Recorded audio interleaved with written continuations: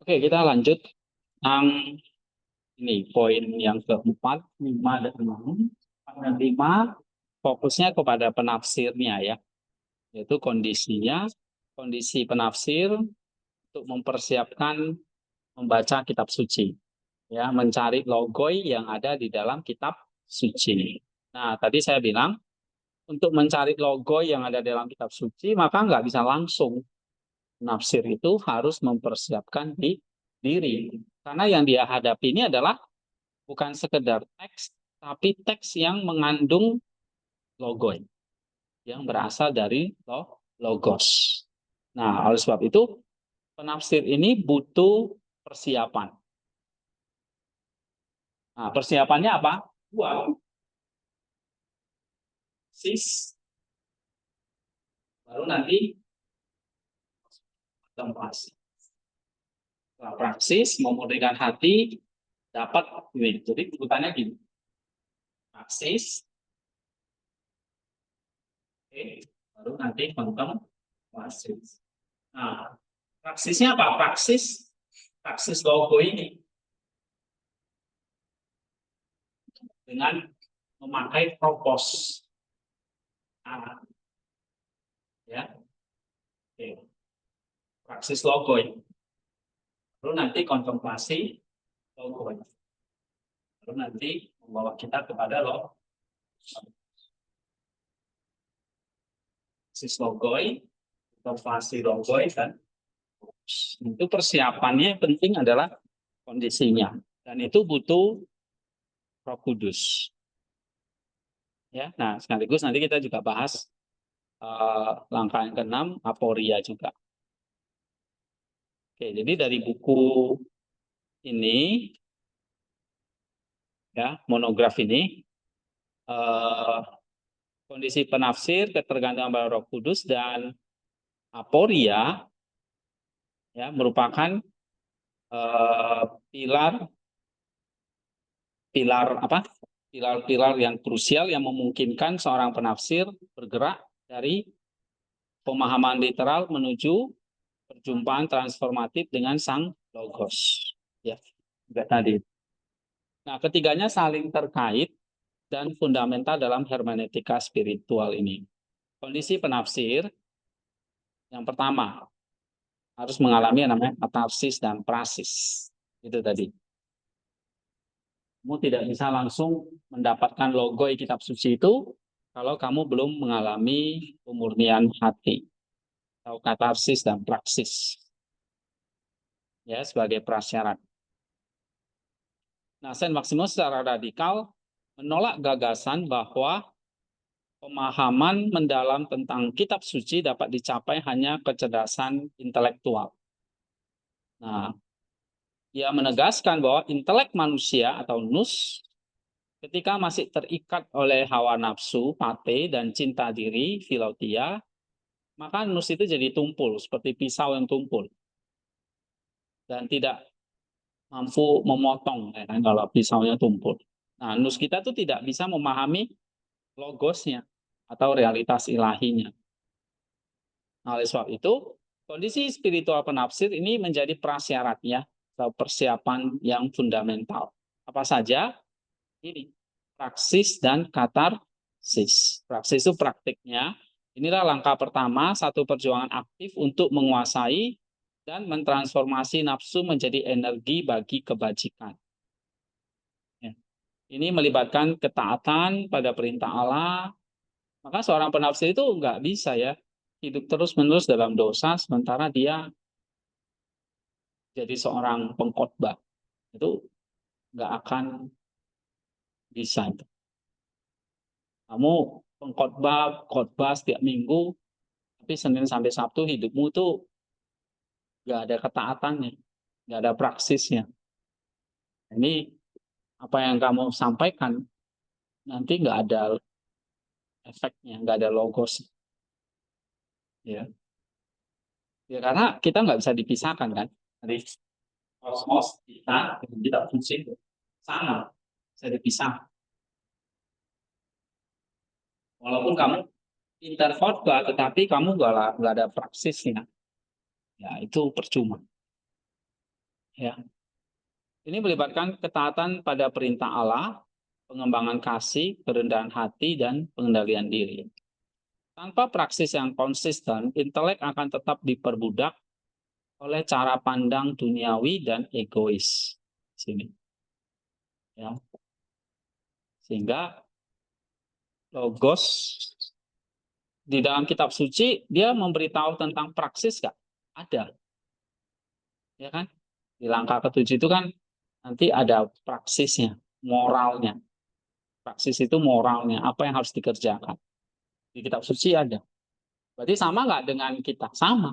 Karena kitab suci dengan kita atau ciptaan itu sama-sama berasal dari logos yang sama. Ya kan? Nah, jadi kamu praksisnya apa? Nanti kamu lihat apa praktik asketisnya. Nah, dari teks itu kamu akan lihat nanti. Tanpa praksis yang konsisten, intelek akan tetap diperbudak oleh cara pandang dunia dan egois. Yang kedua, katarsis atau pemurnian. Nah, ini sebetulnya kadang-kadang saya satukan sama ya, tapi bisa dibedakan seperti ini. Praksis itu praktik asketisnya, katarsis pemurniannya. Oke.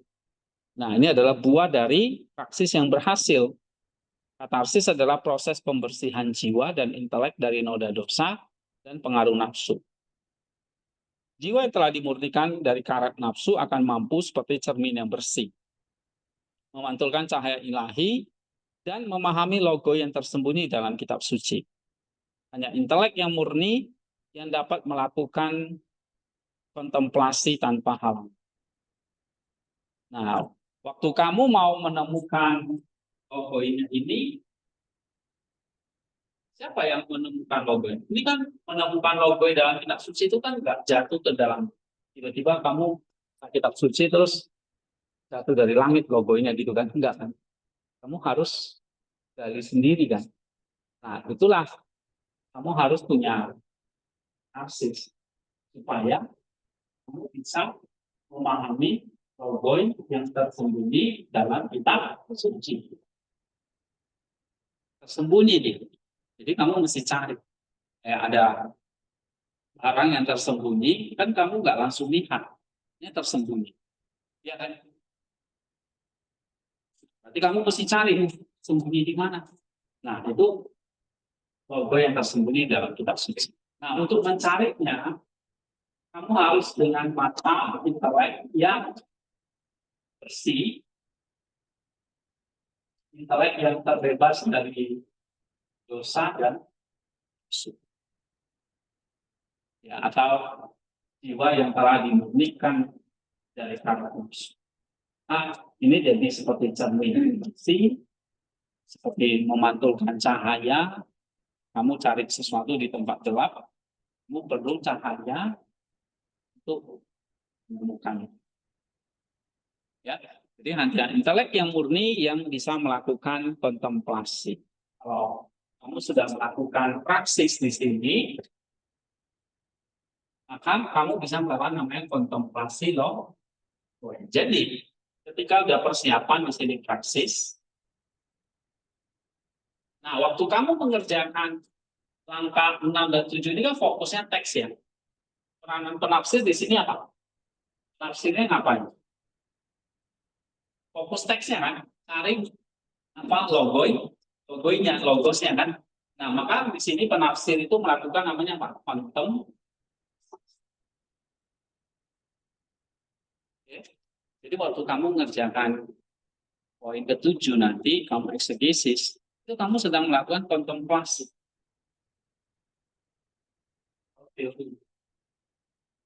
Hasilnya poin 6 dan 7. Penafsir melakukan kontemplasi di poin 6 dan 7. Itu. Paham ya? Jadi penafsirnya apa? Melakukan apa? Kontemplasi lagi. Untuk menemukan apa? Logos dari teks itu. Tapi sebelumnya siapan, yaitu apa? Sis dan tarsis. Ya.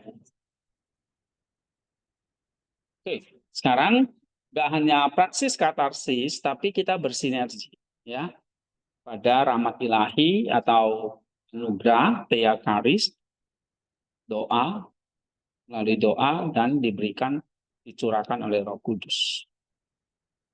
Nah, meskipun praksis dan katarsis itu usaha manusia yang esensial, Saint Maximus dengan tegas menyatakan bahwa pemahaman sejati pada akhirnya itu diberikan oleh Roh Kudus melalui rahmatnya atau anugerahnya, ya, tea karis. Usaha manusia tidak cukup,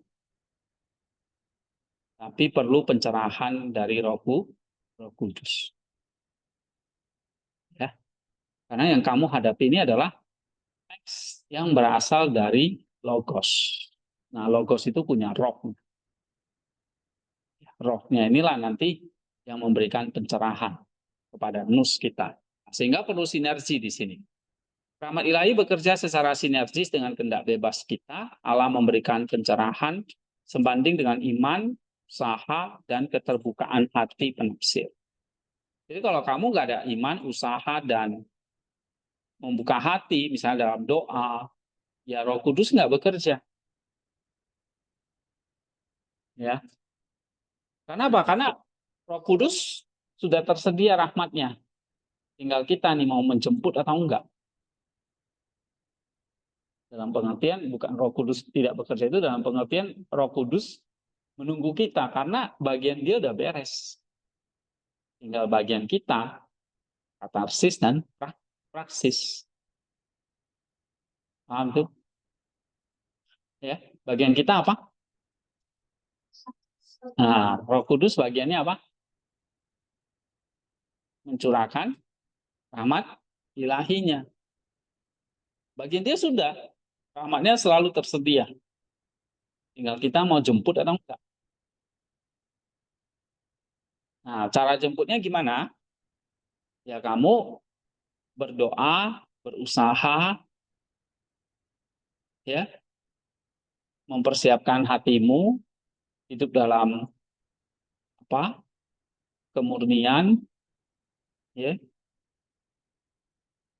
Nah, doa nih sekarang. Oleh sebab itu, doa yang tekun dan kerendahan hati menjadi bagian tak terpisahkan dari persiapan penafsir. Saint Maximus sendiri sering memulai pembahasannya dengan doa, ya, memohon kepada Kristus Sang Logos untuk mengungkapkan makna batin dari firman-Nya. Ketergantungan pada rahmat ilahi ini mencegah penafsir jatuh ke dalam kesombongan intelektual, ya, misalnya sok pintar gitu, dan menjaga agar proses penafsiran tetap berakar dalam relasi yang personal dengan A. Jadi doa dan sinergi ini penting sekali, ya, di langkah yang kelima ini. Langkah keempat ini usaha kita, ya. Langkah kelima ini adalah ketergantungan kita pada Roh Kudus dalam doa. Nah, itulah sinergi tadi, ya. Oke. Nah, sekarang langkah keenam adalah kita mencari atau melihat teks itu ada semacam pintu gerbangnya pasti. Teks apapun selalu ada semacam, tadi kan logonya tersembunyi kan. Kayak ada sembunyi itu kayak tersimpan di sesuatu. Ya. Nah, itu artinya misalnya kayak kita di sini logonya selalu kayak ada pintu Orient sebagai pintu gerbang untuk membuka logonya. Ya. Nah, maka ada kesulitan di dalam teks itu hal yang lumrah wajar. Karena tadi logonya tersembunyi. Jadi kita harus tersembunyi itu kita harus singkirkan, ya, itu kayak semacam pintu masuk, ya, pintu masuk ke makna spiritual atau teori. Ya. Nah, Saint Maximus tidak menghindari atau mengabaikan bagian-bagian kitab suci yang tampak sulit, ambigu, ya ambipola, atau kontradiktif, aporirai, atau kesulitan ya, teks-teks yang sulit. Sebaliknya ia melihat kesulitan-kesulitan ini sebagai undangan atau pintu gerbang. Nah, itu dia. Jadi kesulitan itu sebagai tiket masuk, tiket atau undangan atau pintu gerbang masuk ke dalam makna spiritual atau teorianya atau logonya. Jadi teks itu nanti kan ada historisnya, makna literalnya, tapi ada makna spiritual. Nah, ini pintu gerbang untuk mencari makna spiritual. Nanti makna spiritualnya itu isinya apa?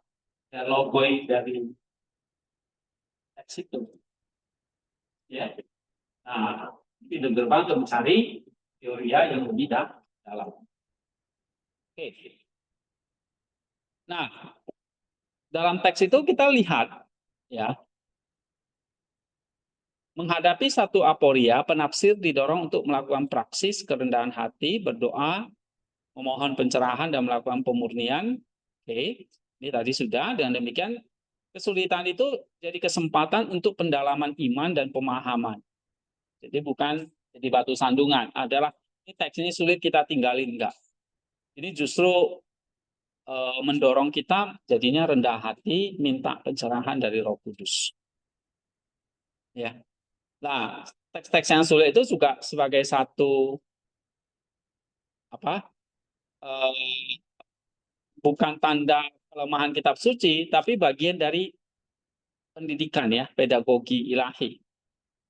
Ini untuk merangsang nus kita atau intelek kita sebagai penafsir agar tidak puas dengan pemahaman yang dangkal.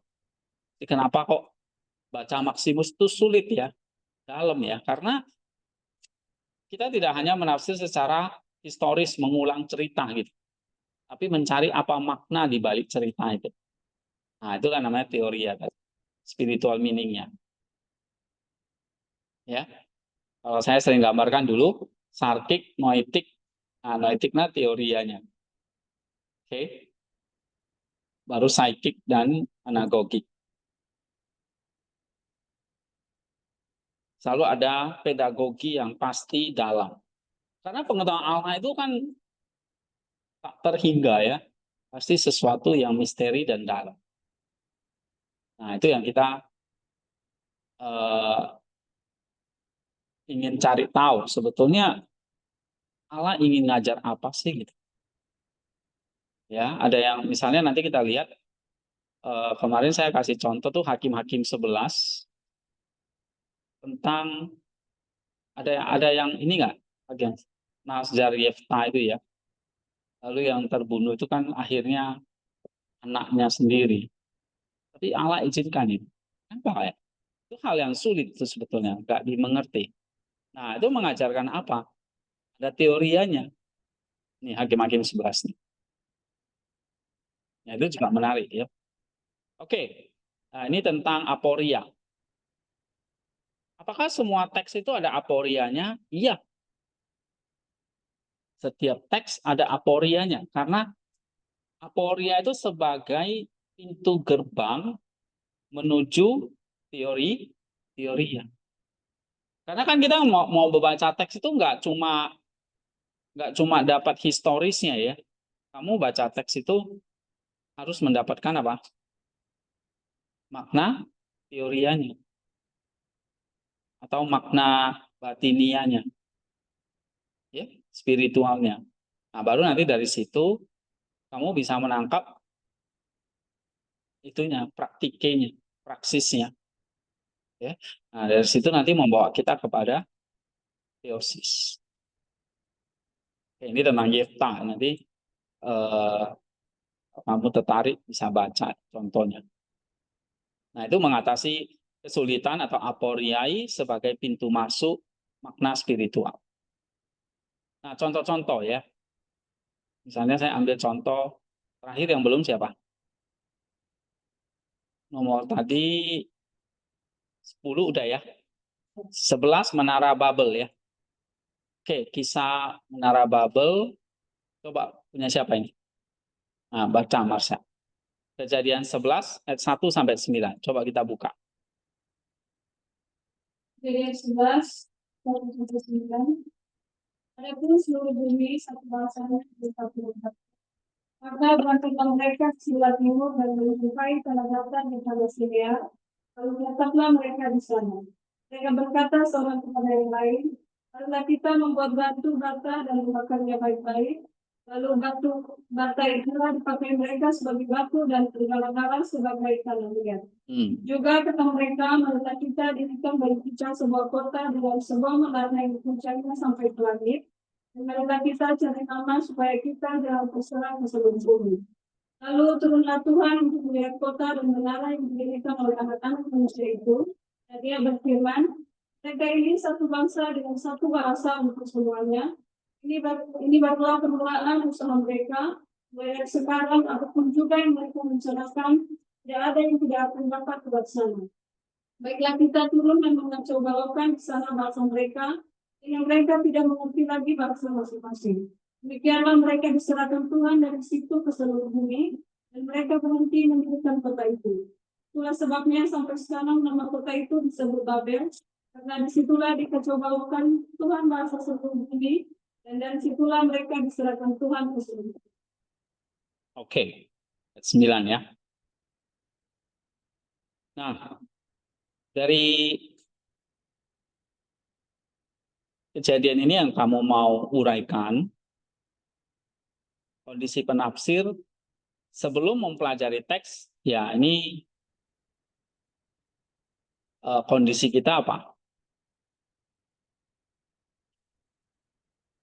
Nus kita pasti dipenuhi dengan apa? Ambisi, ya, untuk membuat nama bagi diri sendiri. Nah, ini kondisi kita. Kita akan melihat proyek Babel sebagai pencapaian manusia yang mengagumkan. Ya kan, kesombongan di sini. Nah, jadi kalau kita mau mendekati teks ini dan mau menemukan apa logosnya, berarti kita harus melakukan praksis kerendahan hati.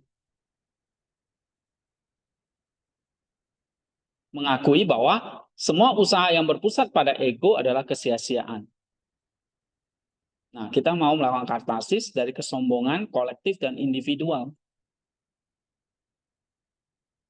Nah, ini kondisi penafsir, persiapan kita. Apa persiapan kita? Singkirkan semua kesombongan dan melakukan yang namanya kerendahan hati. Oke? Itu katarsis dan praksisnya. Nanti setelah kamu mempelajari teks, sudah dapat logosnya, kamu harus mengalami apa? Ini sesudah mempelajari teks, penafsir akan mengalami transformasi, tidak lagi mencari satuan dan keseragaman dipaksakan, kesombongan tadi, tetapi sudah berpartisipasi bersama sang logos. Ya. Nah, ini penafsir yang diharapkan setelah mempelajari teks. Nah, ini nanti diulang lagi nanti waktu kamu bahas poin ke mana? Tadi poin ke-8 itu. Praksis apa yang harus kamu lakukan dan yaitu menanamkan praksis untuk membangun komunitas yang berpusat pada Allah bukan pada pencapaian atau kesombongan manusia. Jadi usaha apapun kalau kita itu akhirnya seperti Babel tadi ya akan sia-sia.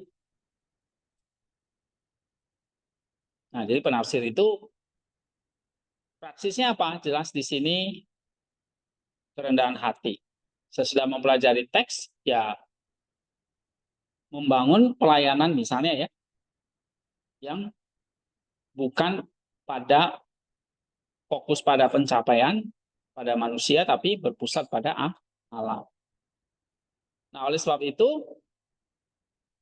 ya kalau kita lihat di sini, teks ini menunjukkan antitesis dari karya Roh Kudus. Kesatuan Babel adalah kesatuan tanpa rahmat. Ya. Nah, oleh sebab itu, sebagai seorang penafsir, kita butuh apa?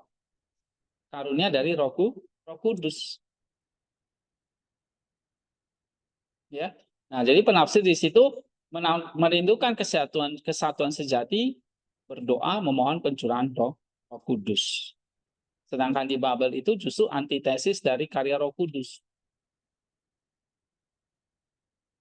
Ya. Kesatuan sejati adalah 100% karunia dari Roh Kudus yang memungkinkan pemahaman timbal balik dalam keragaman. Bukan menciptakan satu bahasa yang seragam, tapi ragam. Seragam, satu semua, tapi beragam. Ya. Nah, di sini ketergantungan pada rahmat ilahi, doa pada Roh Kudus adalah kita membutuhkan pencurahan dari Roh Kudus. Karena apa yang kamu pelajari nanti di mana Babel, ini kesatuan tanpa Roh Kudus. Ya. Nah, yang kita perlukan adalah kesatuan bersama dengan Roh Kudus. Oke. Nah, apa kesulitan dari teks itu? Misalnya ya, aporia yang menjadi pemicu itu apa? Dari kejadian Menara Babel ini.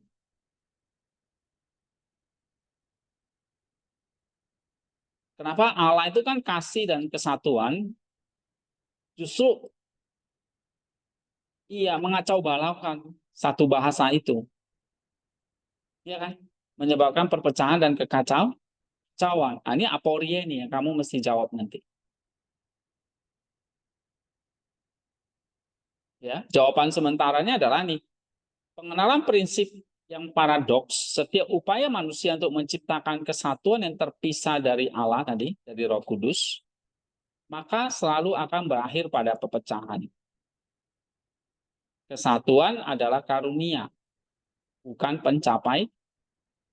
Jadi Menara Babel itu satu bagus, tapi bukan atas dasar kesombongan. Ya. Nah, Allah mau mengajarkan kesatuan sejati itu adalah karunia, maka dikatakan di sini kesatuan Babel itu kesatuan tanpa rahmat. Peristiwa Pentakosta nanti ya, setelah kenaikan Kristus ke surga, Pentakosta itu, ini logos tandingannya. Kesatuan sejati adalah 100% karunia dari Roh Kudus. Jadi antitesis dari Pentakosta itulah Menara Babel. Ya, antitesis dari karya Roh Kudus atau antitesis dari Pentakosta itulah Menara Babel. Menara Babel itu satu tapi sombong. Sedangkan Pentakosta itu nanti semua yang berserak dikumpulkan bersatu dalam gereja oleh Roh Kudus. Nah, waktu di Babel kan Tuhan berserakkan mereka semua kan, sehingga satu dengan yang lain nggak mengerti bahasanya lagi, berserak semua.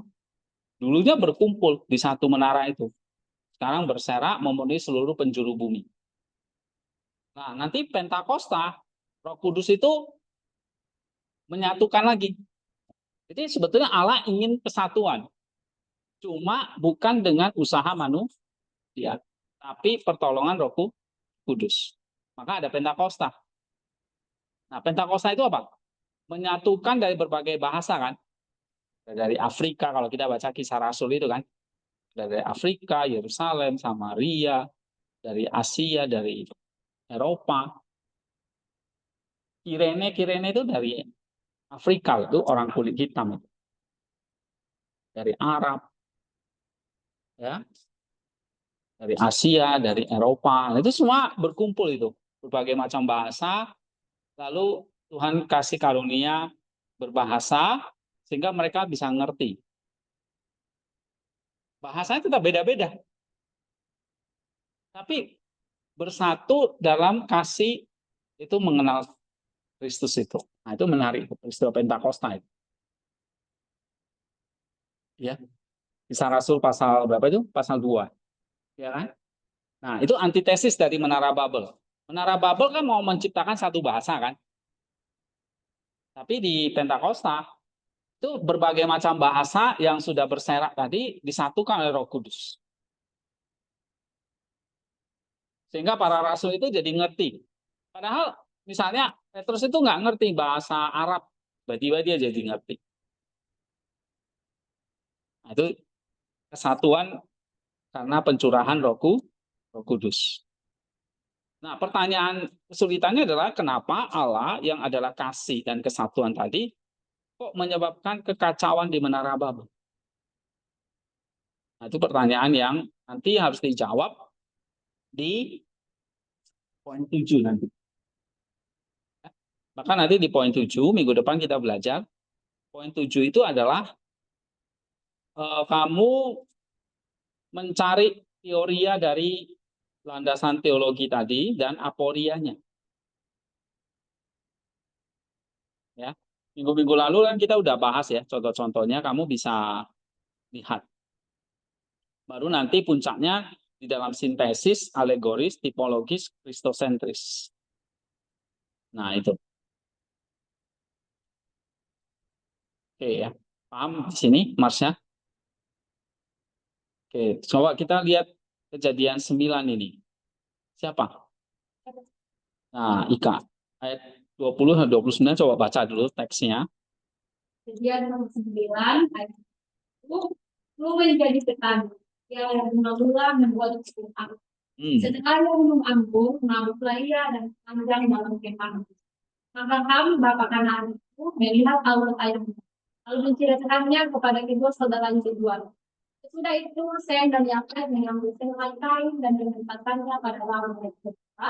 Lalu mereka berjalan mundur, mereka menutupi aurat ayahnya sambil berpaling muka, sehingga mereka tidak melihat aurat ayahnya. Setelah ia sadar dari mulutnya dan mendengar apa yang dilakukan musuhnya kepadanya, katalah ia, terkutuklah Kanaan, hendaklah ia menjadi hamba yang paling hina bagi saudara-saudaranya. Lagi katanya, terpujilah Tuhan Allah Sem, tapi hendaklah Kanaan menjadi hamba bagi. Allah meluaskan kiranya tempat kediaman Yahweh, dan hendaklah ia tinggal dalam rumah Sem, tapi hendaklah Kanaan menjadi hamba baginya. Nuh masih hidup 350 tahun sudah Eva, dari Nuh mencapai umur 950 tahun lalu dia mati. Iya. Nah, ini satu cerita tentang Nuh ya bersama dengan anak-anaknya.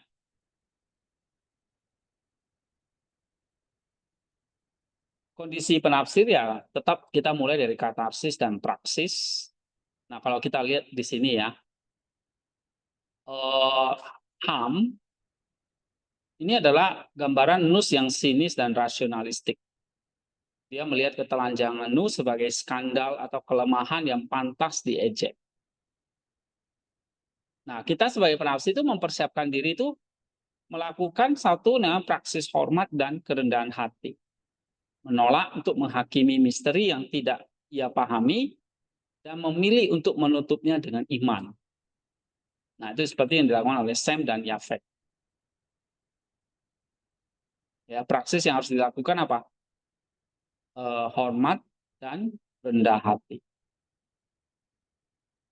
Oke, ini praksis dalam konteks kita baca kejadian 9-nya. Tapi praksis umumnya ya tadi, praksis umumnya tetap praksis umumnya apa? Kita membaca teks apapun, praksis umumnya apa? Ya ini,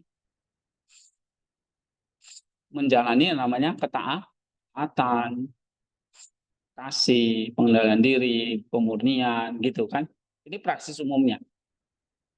Tapi nanti untuk baca kasus-kasus tertentu, misalnya di dalam teks tadi ya, tentang Nuh dan anak-anaknya itu, kita diajarin lagi persiapan yang lebih khusus.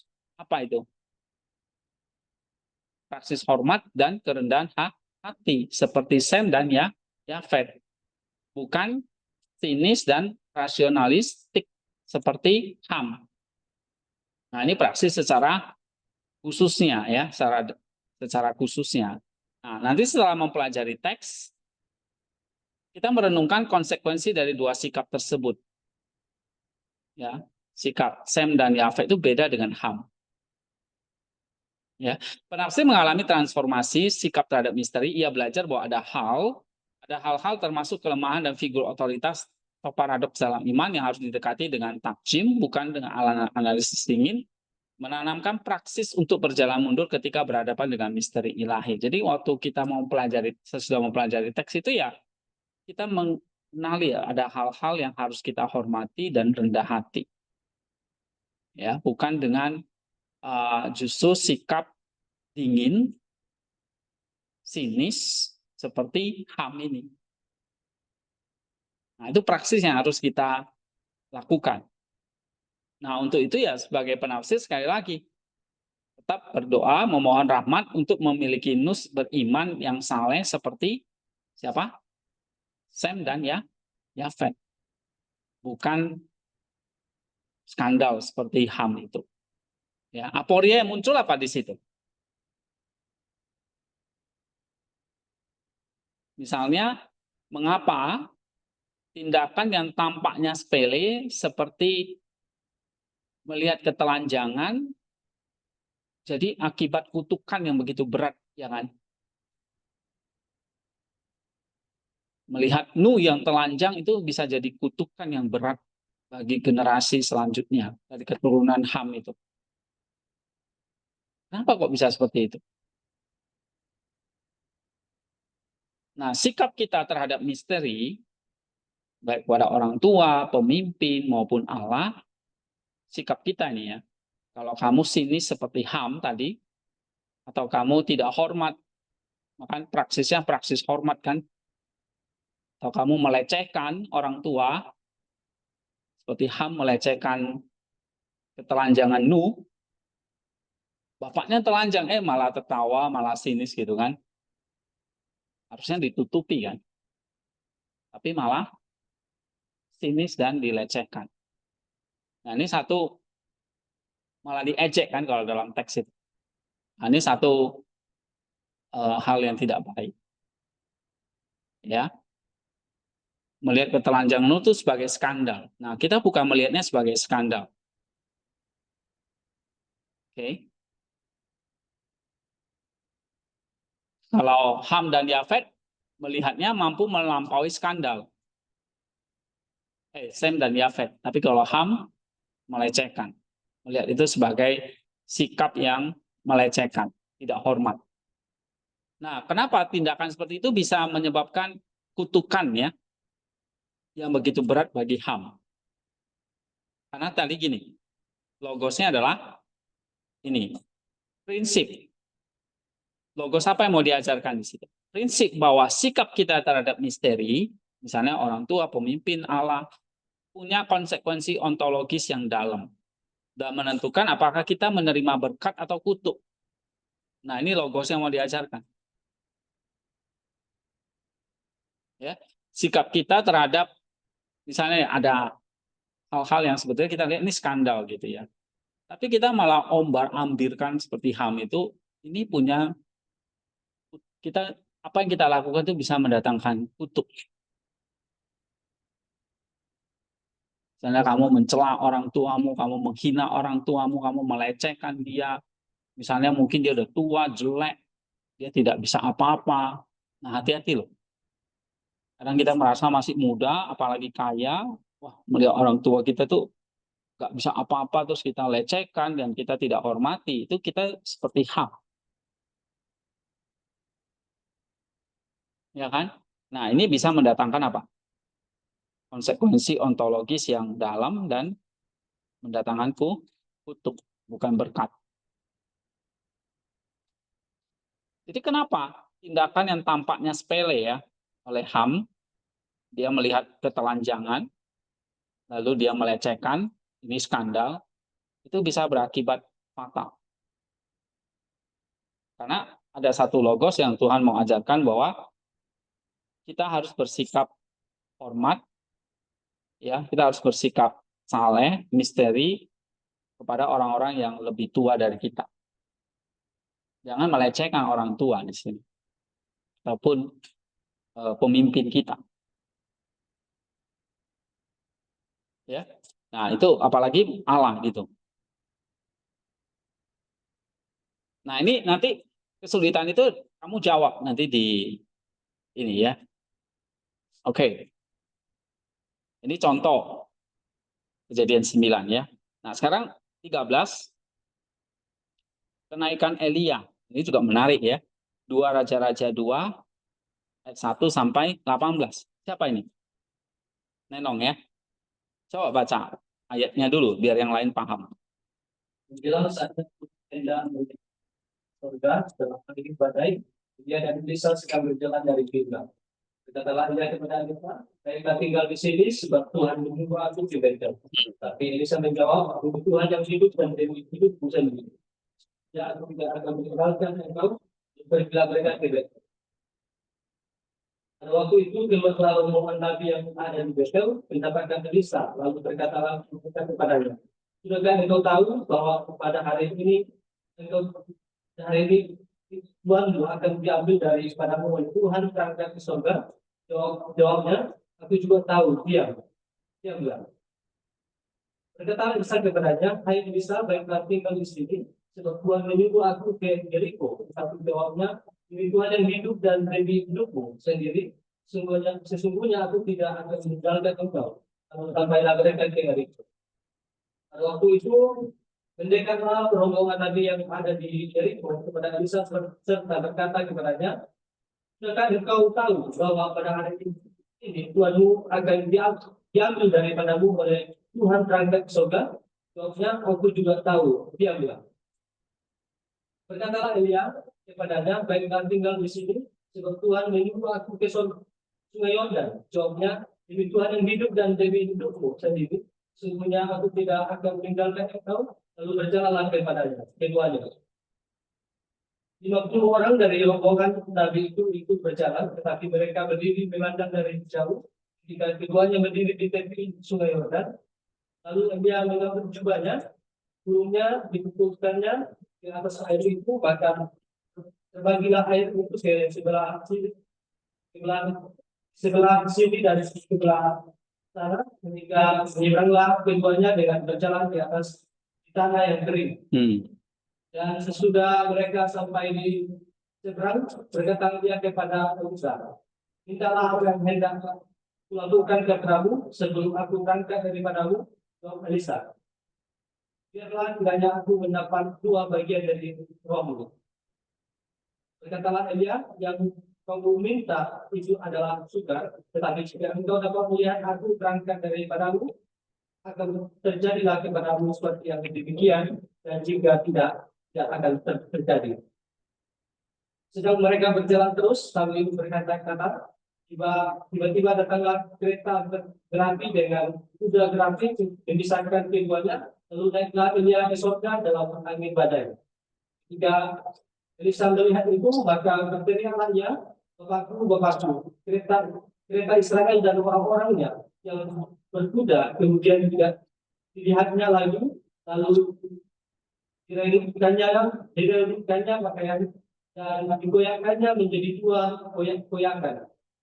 Sudah itu dipungutnya jubah dia yang telah jatuh, lalu dia berjalan hendak pulang dan berdiri di tepi Sungai Yordan. Yang mengambil jubah dia telah jatuh itu, dipukulkannya di atas air itu sambil berseru, manakah Tuhan Allah Elia, yang memukul air itu, lalu terbagi ke sebelah sini dan sebelah sana, maka menyeberanglah Elisa. Terus Ketika rombongan Nabi yang dari Yeriko itu melihat dia dari jauh, mereka berkata, oh Elia telah menghingga pada Elisa. Mereka datang menemui dia, lalu sujudlah mereka kepadanya sampai ke tanah. Mereka berkata, cobalah di antara hamba-hambamu ini ada 50 orang laki-laki, orang-orang angkas, biarlah mereka itu pergi mencari Tuhanmu. Jangan-jangan dia diangkat oleh Roh Tuhan dan lemparkannya di atas salah satu gunung atau di dalam salah satu lembah. Elisa menjawab, janganlah, suruh pergi. Tetapi ketika mereka mendesak-desak dia sampai memalukan, maka berkatalah dia, suruhlah pergi. Mereka menyuruh 50 orang. Orang-orang ini mencari 3 hari lamanya, tetapi tidak bertemu dengan Elia. Ketika mereka kembali kepada Elisa yang masih tinggal di kota Yeriko, mereka telah tidak kepada mereka, dan telah berkatakan kepada aku, jangan pergi. Oke, sudah ya. Nah, sampai ayat 18, tentu cerita ini kita jelas melihat ya masalah penafsir yang nusnya terikat pada dunia material tidak bisa ya melihat kenaikan Elia itu. Nah, penafsir itu harus melakukan satu praksis yang namanya kerinduan spiritual seperti Elisa. Tekun mengikuti jalan ilahi, ya ini praksisnya, dan berani meminta partisipasi penuh dalam kuasa roh. Dua bagian roh tadi yang di dalam teks itu. Jadi praksis secara spesifiknya ya ada kerinduan spiritual seperti Elisa itu.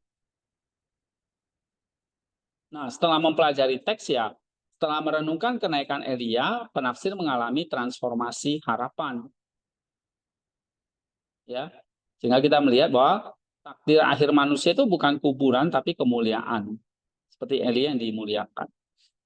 Nah, oleh sebab itu, ya melepaskan diri dari hal-hal duniawi, tapi merindukan hal-hal yang spiritual. Nah, itu. Jadi merindukan atau berjuang untuk memperoleh warisan spiritual yang dijanjikan. Jadi bagi Nenong yang membaca dua raja-raja ini, praksis persiapan dirimu adalah selain tadi ya, ketaatan, pemurnian, dan sebagainya, ya secara spesifiknya adalah apa? Kamu melakukan praksis kerinduan spiritual, seperti Elisa. Nah, itu ada nggak? Gitu. Nah, untuk melakukan itu jelas kita lihat ya, kalau dalam teks tadi, Elisa tidak bisa mengambil roh Elia. Harus jatuh kepadanya. Ya, sebagai karunia, ini logosnya adalah teosis dan kuasa spiritual adalah 100% karunia. Sehingga penafsir itu ya, waktu kamu merindukan hal-hal spiritual, ya praksisnya berdoa dengan kerinduan yang membara seperti Elisa. Memohon agar Roh Kudus turun atasnya. Nah, ini ketergantungan pada rahmat ilahi, doa, dan Roh Kudus. Jadi praksis sederhananya adalah melakukan kerinduan spiritual dan merindukan doa. Ya. Nggak semata kecerdasan intelektual saja. Seperti Elisa tadi. Oke, apa kesulitan yang ada di situ?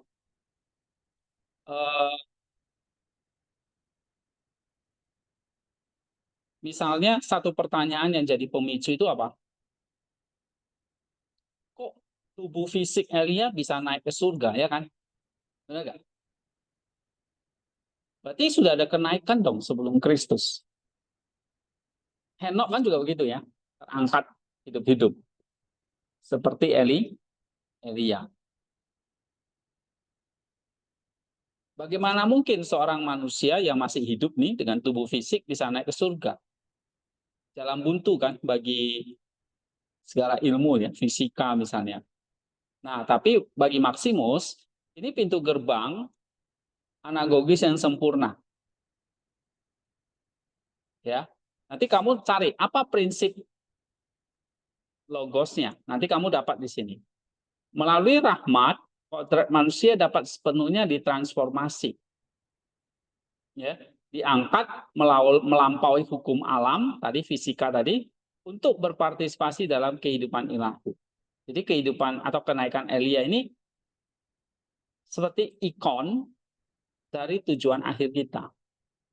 Jadi Allah tuh mau kasih tahu, ini simbol dari tujuan akhir kita itu seperti mengalami transformasi, kodrat kita itu diangkat, ditransformasi oleh anugerah.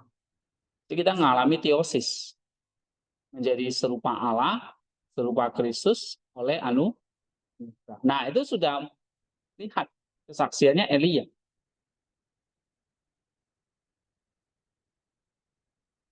bahwa kodrat manusia melalui rahmat dapat sepenuhnya ditransformasi.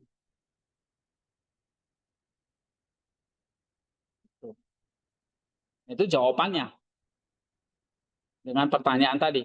Kenapa seorang manusia itu bisa naik ke surga dengan tubuh fisiknya? Kecuali rohnya aja ya. Tapi ini tubuhnya juga terangkat. Nah itu artinya apa? Kodrat manusia itu, tubuh dan jiwa itu bisa nanti bukan hanya jiwanya aja atau rohnya, tapi juga tubuhnya juga ditransformasi, diangkat melampaui hukum A. Nanti berpartisipasi dalam teosis. Ya. Oke, itu. Sekarang 14, Kejadian pasal 7, air bah ya. Saya rasa ini semua udah tahu ceritanya. Siapa pasal 7? Vicky ya?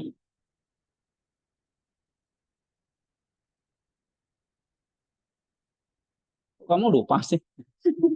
Kamu pasal 7 bukan? Oh iya. Bukan dong. Iya. Oke. Oke, coba baca. Enggak, ini aja. Saya panjang. Saya rasa tentang air bah kan pasti tahu ceritanya ya. Ya, coba langsung aja. Belum belajar teks. Tafsir yang berikan pada logika akan terjadi ini sebagai mitos yang tidak dipercaya. Iya, ngapain? Aku kok disuruh pindah ke Batra? Orang-orang itu kan menolak ya. Masuk ke Batra kan? Nah, kamu mau baca teks itu kamu harus mempersiapkan apa? Coba. Tafsir harus melakukan ketaatan seperti itu. Iya.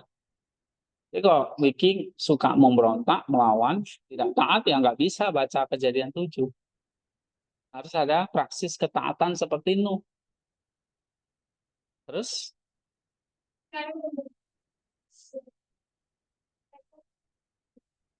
Iya, walaupun nampaknya nggak masuk akal. Dunia baik-baik aja kok tiba-tiba Allah suruh bikin Batra. Iya kan? Lalu disuruh tinggal di situ, ajak semua binatang dan manusia masuk ke situ. Batranya mau segede gimana ini? Hah? Ada yang bilang itu mitos ya. Tapi ini kosmos yang real. Ya kan? Maka tercatat dalam kitab suci sebagai eh, apa? Punya logosnya, Batra itu. Dan akhirnya menjadi Batranya itu menjadi satu simbolis gereja kan. Oke. Terus Yang harus melakukan atau eksis dapat memisahkan diri dan ketaatan dunia. iya, Nuh harus hidup saleh. Tidak ikut atau memisahkan diri dari kejahatan orang-orang di sekitarnya. Nah, itu persiapan yang harus dilakukan. Ya, ketaatan dan katarsis. Nah, lalu setelah mempelajari teks, Kita mempelajari teks setelah menemukan air bah, tafsir pemahaman keselamatan. Dia melihat bahwa keselamatan menuntut pemisahan dari dosa dan masuk ke dalam komunitas iman Antera. Ini menanamkan praksis untuk tinggal di dalam gereja dan hidup dalam ketaatan pada instruksi Allah untuk menavigasi lautan dunia. iya, gereja itu atau Batra itu ada di tengah lautan, selamat. Di luar Batra itu tenggelam kan. Tapi ketika ada di dalam gereja, kita sedang kayak di tengah lautan dunia. Jadi kita harus bisa hidup dalam ketaatan dan memisahkan diri dari dosa. Jadi keselamatan itu menuntut pemisahan dari dosa dan masuk ke dalam komunitas Batra iman atau dalam gereja itu. Ya. Menavigasi lautan dunia. yang bahaya, banyak bahayanya, karena kan banyak kejahatan di situ. Nah, itu kisah Nuh tuh seperti itu. Oleh sebab itu, terus ketergantungan. Teks ini menunjukkan keselamatan adalah sering kalau memberinya instruksi dan menyediakan bantuan. Ini adalah logo sentral. Sarana keselamatan bahkan gereja adalah 100% karunia dari nama Tuhan. Penafsir yang ingin diselamatkan harus berdoa memohon rahmat untuk dapat masuk dan kita tidak laksanakan keselamatan yang telah Allah sediakan. Iya. Jadi persiapannya ya juga membutuhkan rahmat itu. Lalu Tentang kita kesulitan Aporia sebagai pintu masuk kemenangan spiritual. Aporia yang menjadi pemicu adalah berbagai kesulitan negara.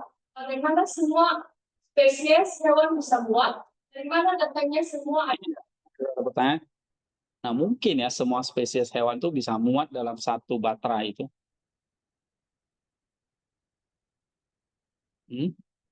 Dalam ujung, dunia ini adalah pendapat berdebat tentang fisika dan mulai berspekulasi secara tipologis. Opsinya adalah melihat logos yang lebih dalam. Sebab sebagai kita baptisannya mematikan dosa dan bahwa sebagai kita gereja yang menyelamatkan jiwa. Iya, jadi kesulitan kita nggak bisa jawab secara pasti. Karena memang kita juga bukan ahli fisika. Bagaimana semua hewan itu bisa muat di dalam bahtera itu? Ya, ya tidak, jawabannya ya misteri, tidak ada yang tidak mungkin bagi Allah. Oke? Nah, tapi lebih dari itu, kita bukan berdebat tentang fisika, tapi melihat logos yang lebih dalam kan? Apa itu? Nanti Wiki akan menjawab bahwa air bah ini bukan sekedar air saja. Air bah, air banjir itu bukan sekedar air saja yang menghanyutkan banyak manusia kan. Tapi kamu lihat ini logos yang lebih dalam itu apa? Inilah baptisan yang mematikan dosa. Nah, itu yang penting kamu temukan logo ini. Dan batra atau kapal besar itu tipe gereja yang menyelamatkan jiwa.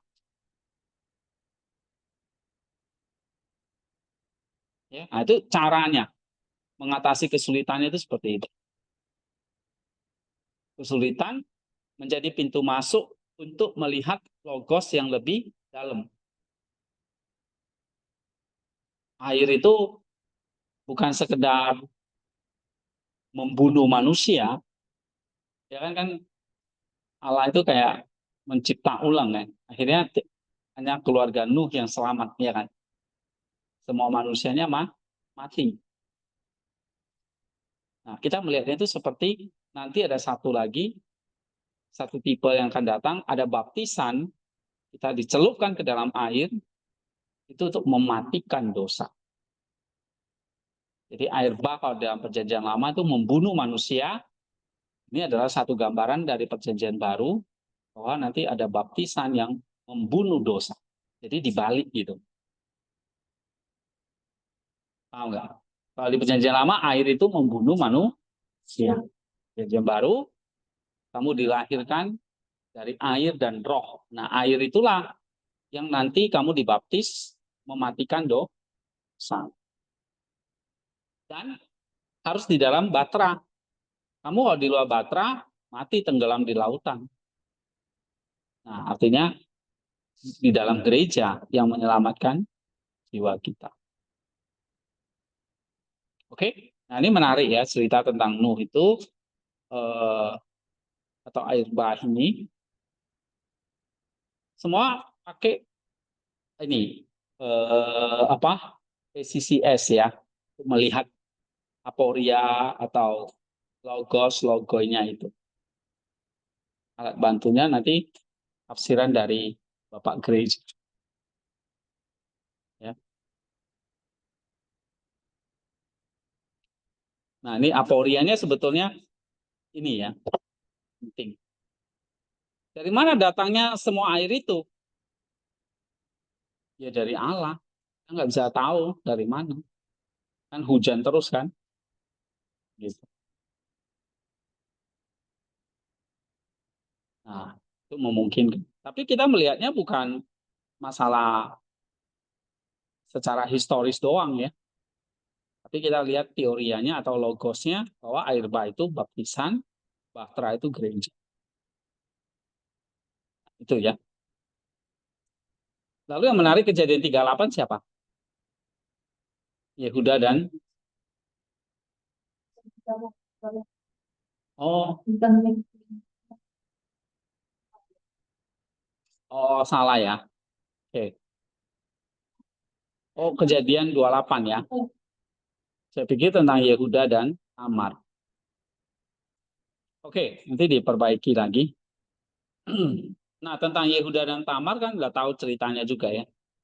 Ini saya udah pernah bahas ya. Tamar sebagai menantu yang ini ya, yang pinter untuk mendapatkan garis keturunan dari Yehuda. Sehingga dia tidak dibinasakan. Tapi ini iman yang nekat dari Tamar ya. Misalnya nih, gimana mungkin tindakan penipuan dan persetubuhan di luar nikah itu kok justru menghasilkan garis keturunan Mesias, ya kan? Dan ditulis sebagai lebih benar lagi. Kok bisa? Ini kan tindakan Tamar ini kan penipuan dan juga kayak persetubuhan di luar nikah. Nah, bagi Maximus ini adalah kesulitan sebagai pintu gerbang untuk memahami misteri pemeliharaan ilahi. Resolusinya atau logosnya adalah ini. Pengenalan prinsip bahwa Allah berdaulat atas sejarah dan bahwa iman yang mencari keadilan ilahi, betapapun kamu nekatnya, kamu akan dipandang lebih berharga di matanya daripada status lahiriah yang lalai. Nah, itu dia. Jadi Allah berdaulat atas sejarah dan kita iman yang mencari keadilan ilahi, betapapun nekatnya, itu berharga di matanya. Ya, jadi perlu iman seperti Tamar yang nekat. Ya, untuk dan Allah itu dalam pemeliharaannya, dalam kedaulatannya itu memandang kita tuh berharga. Ya, kadang-kadang harus nekat memang. Tapi nekat yang baik, bukan yang jahat. Kamu kalau nekat yang jahat berakhir di penjara. Penjara Nusa Kambangan misalnya. Atau Cipinang. Nekat di dalam Allah itu ya kamu seperti Tamar justru dipelihara. Nah ini adalah misteri pemeliharaan iman. Ya, banyak cerita kan dulu orang menginjil ya nekat modal nekat. Tapi akhirnya Tuhan berkati dan dia bisa survive dan memenangkan banyak jiwa. Nah itu spirit sekarang ini udah hampir nggak ada di semuanya ya mau jadi PNS, ada gaji tetap, ya kan? Atau mau jadi pendeta karena digaji tetap, disuruh nekat, waduh nggak berani. Ya, nanti saya makan apa? Oke, saya makan apa ya makan nasi, masa makan batu gitu. Makanya generasi sekarang itu nggak banyak yang mau sekolah teologi. Karena dia lihat orang tuanya nekat nih dulu bapak. Nekat yang akhirnya dipelihara Tuhan. Tapi imannya nggak diturunin ke anaknya. Ya banyak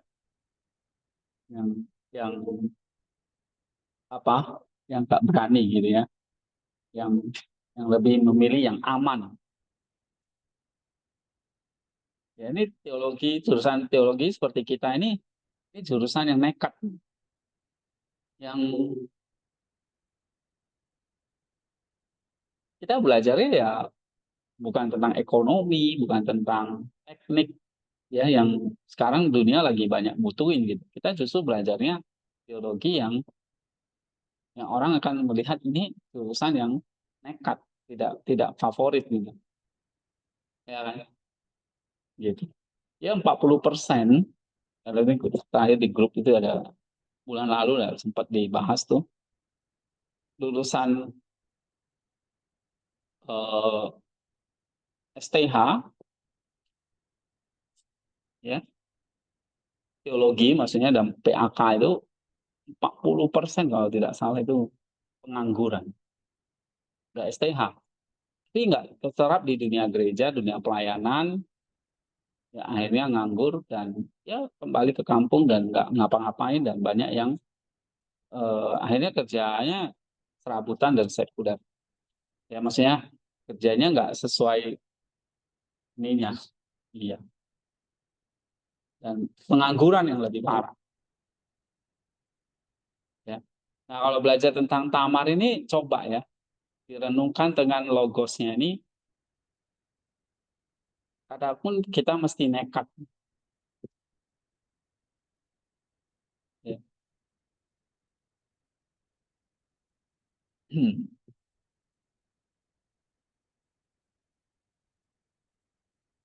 Ya karena pengangguran itu saya rasa satu-satunya adalah misalnya eh, banyak gereja yang nggak membuka lowongan vikaris lagi, ya kan?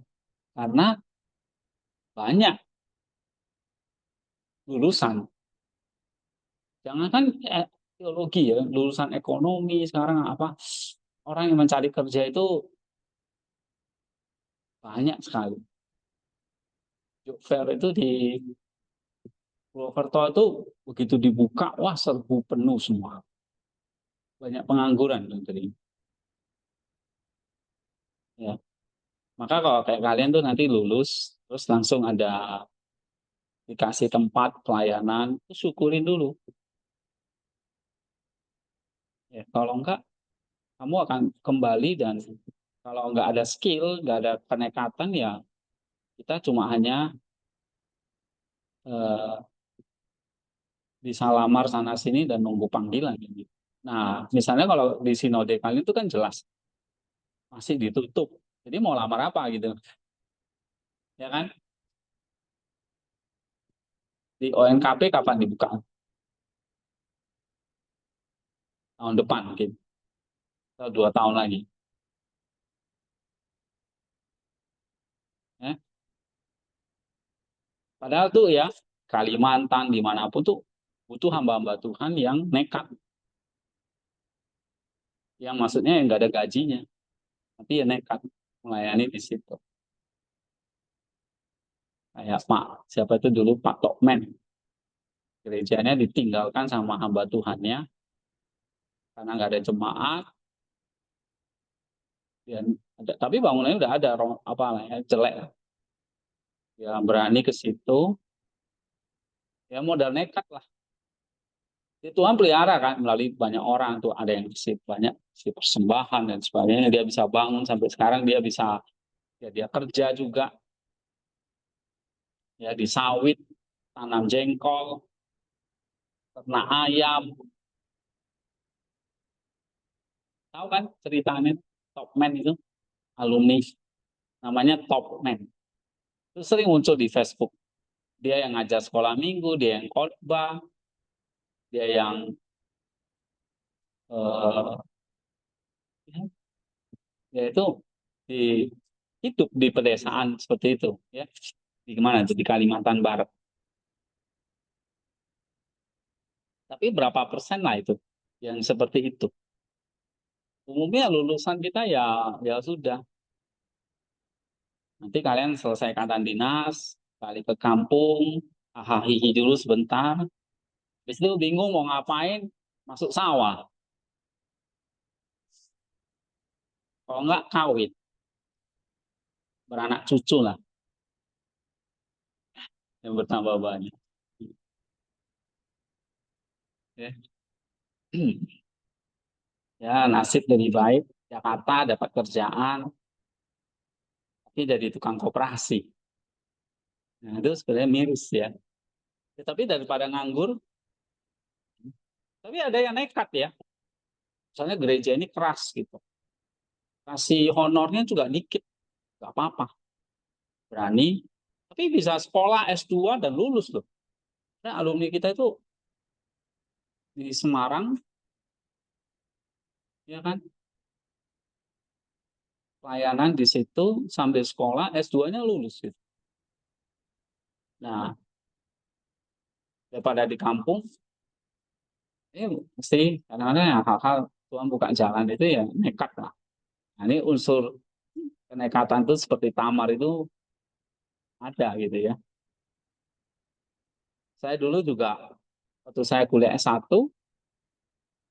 saya sudah punya penghasilan zaman itu 3 juta. Ya tahun 2003, 2004, 2002, 2003, 2004 itu kan saya masih kuliah seperti kalian. Kalian mungkin belum lahir ya. Akhirnya 2000 berapa? 2005 ya. Nah, ada yang 23, ada yang 25 kan. Intinya masih bayi atau ada yang belum lahir. Nah, saya sudah S1, lagi kuliah S1 seperti kalian ini.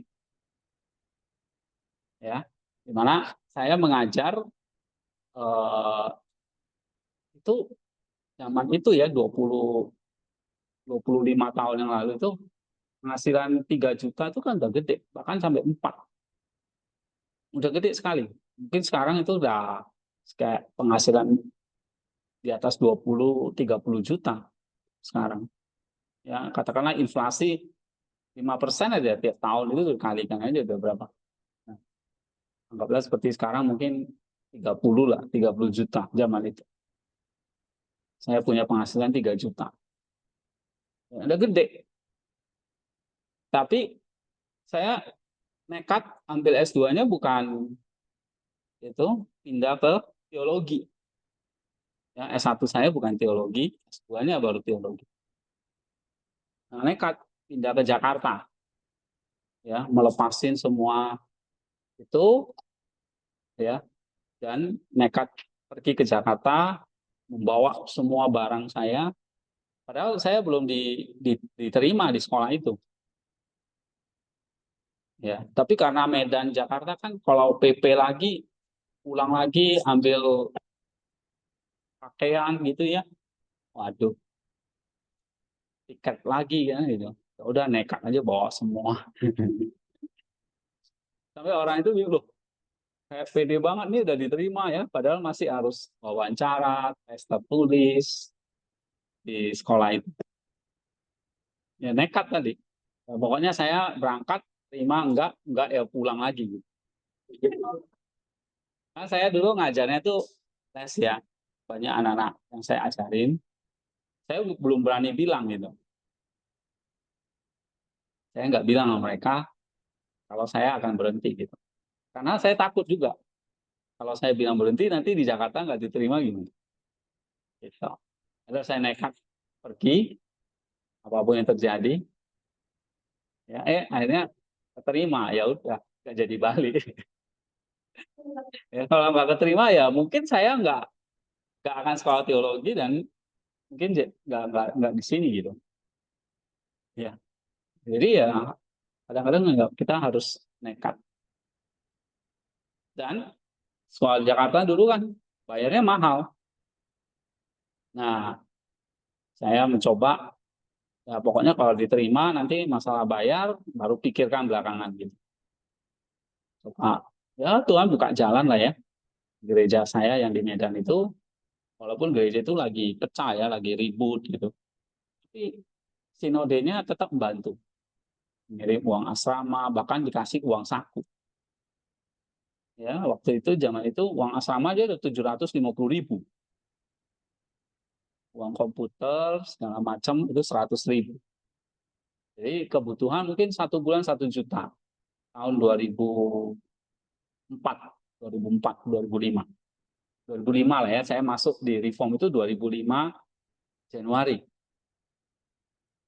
Gitu. Ya. Saya tamat, saya wisuda bulan 11 atau bulan 12, 2004. Terus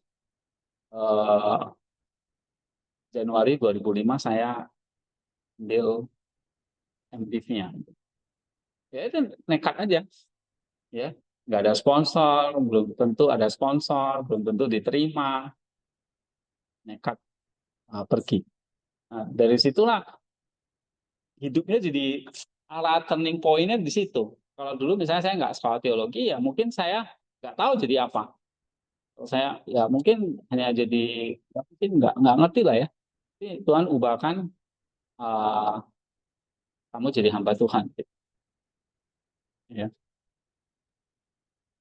Ya, walaupun di reform, ya awalnya ya uang, saya masih ada uang karena dulu kerja sambil kuliah, ya ada uang lah sedikit. Itu buat biaya hidup sampai 1 semester, 2 semester kok nggak dikirim gitu. Nah, tulis surat, ya kan? Tulis surat, kan gerejanya tadi itu lagi pecah, lagi ribut, merebut aset, gitu ya. Nah, tulis surat akhirnya ditanggapi, ya, tanggapi, nah, baru uang sekolah saya bisa dibayar, baru dapat karena di reform itu kan harus bayar fotokopi, beli buku, ya nggak kayak dulu pakai PDF gitu ya. Dulu kita harus fotokopi atau ya fotokopi kan mahal, nggak kayak sekarang kan ada Google Classroom lah, nggak perlu beli kertas lah, ya. Dulu harus beli kertas dan sebagainya. Tapi ya karena nekat, apa di sini ya Tuhan itu melihat iman kita yang nekat itu, dia justru apa, memberkati, atau dia justru memelihara di sini, ya. Nah ini menarik kalau kamu belajar tentang kisah tamat ini. Oke, dari sini ada pertanyaan. Berarti kamu kejadian berapa nih? Ayat? Oke, ya nanti diganti.